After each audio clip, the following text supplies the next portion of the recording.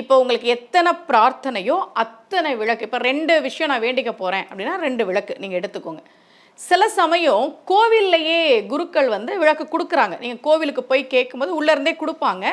நீங்கள் அப்படியும் வாங்கலாம். யார் ஒருவர் அவங்க பிரார்த்தனை நிறைவேறியதற்காக நன்றி சொல்லி விளக்கேற்றி வைக்கிறாங்களோ அந்த விளக்கை எடுத்துகிட்டு வந்து நம்ம பூஜை ரூமில் வச்சு வழிபாடு செய்கிறதுன்றது ரொம்ப சிறப்பு. இப்போ நீங்கள் போகிறீங்க, மாசி மகம் அன்னைக்கு போகிறீங்க, உங்களுக்கு எத்தனை வேண்டுதல்கள் இருக்கோ அத்தனை விளக்கு நீங்கள் எடுத்துகிட்டு வாங்க. ஒரு பிரார்த்தனைக்கு ஒரு விளக்கு எடுத்துகிட்டு வந்து உங்கள் வீட்டில் வச்சுக்கோங்க. ஒவ்வொரு நாளும் உங்களுடைய பிரார்த்தனையை நிறைவேற்றி தரும்படி பெருமாள் கிட்ட நீங்கள் வேண்டிக்கோங்க. அடுத்த மாசி மகத்துக்குள்ள அந்த வேண்டுதல் நிறைவேறினா அந்த விளக்கோட இன்னொரு விளக்கு சேர்த்து நீங்கள் அந்த திருக்குழ படிக்கட்டில் ஏற்றி வச்சு நன்றி சொல்லணும். இதுதான் முறை, சரியா? நிறைய பேருக்கு அடுத்த மாசி மகத்துக்குள்ளேயே அவங்க வேண்டினது நிறைவேறிருக்கு.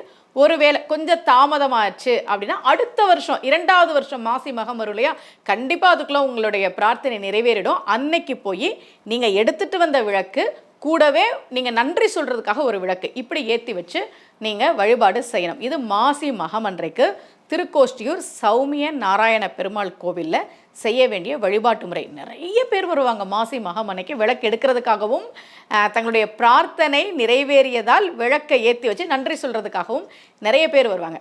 ஒருவேளை அன்னைக்கு உங்களால் போக முடியல, நாங்கள் மும்பையில் இருக்கிறோமா, நாங்கள் புனேயில் இருக்கிறோம், நாங்கள் டெல்லியில் இருக்கிறோம், நாங்கள் கன்னியாகுமரியில் இருக்கிறோம், நாங்கள் எப்படி பயணம் பண்ணி அவ்வளோ தூரம் போகிறது அப்படின்னா, வெளிநாட்டில் கூட நிறைய பேர் இருப்பாங்க. ஜாதகம் பார்க்கும்போது சொல்லுவாங்க நாங்கள் நார்வேயில் இருக்கோம், ஜெர்மனியில் இருக்கோம் அப்படின்னு. அங்கே இருந்தெல்லாம் கிளம்பி வர முடியாது இல்லையா? அவங்க என்ன பண்ணலாம் அப்படின்னா, மாசி மகம் அன்னைக்கு ஒரு புது விளக்கு நீங்கள் எடுத்துக்கோங்க. திருக்கோஷ்டியூர் பாசுரங்கள் நிறைய இருக்குது. நீங்கள் கூகுளில் போய் நீங்கள் தேடினாவே எடுத்துட முடியும். திருக்கோஷ்டியூர் பாசுரங்களை ஏதாவது ஒரு பாசுரம் சொல்லுங்கள், ஒரு பாசுரம் சொல்லுங்கள் போதும். வண்ண மாடங்கள் சூழ் திருக்கோஷ்டியூர் கண்ணன் கேசவன் நம்பி பிறந்தனில் எண்ணெய் சுண்ணம் எதிரெதிர் தூவிட கண்ணன் முற்றம் கலந்தல ஆராயிற்றே.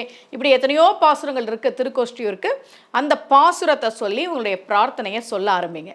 உங்கள் பிரார்த்தனை நிறைவேறிய பிறகு உங்களால் வர முடிஞ்சால் வரலாம், அல்லது இப்போ நீங்கள் வெளிநாட்டில் இருக்கிறீங்க, அங்கேருந்து யாராவது தமிழ்நாட்டுக்கு வராங்கன்னா அவங்கக்கிட்ட 2 விளக்காக கொடுத்து என்னுடைய சார்பாக நீங்கள் கோவிலில் போய் இந்த விளக்கை ஏற்றி வச்சுருங்கன்னு சொல்லி நீங்கள் அவங்கக்கிட்ட சொல்லலாம். இப்போ உங்களுக்கு எத்தனை பிரார்த்தனையோ அத்தனை விளக்கு. இப்போ 2 விஷயம் நான் வேண்டிக்க போகிறேன் அப்படின்னா 2 விளக்கு நீங்கள் எடுத்துக்கோங்க.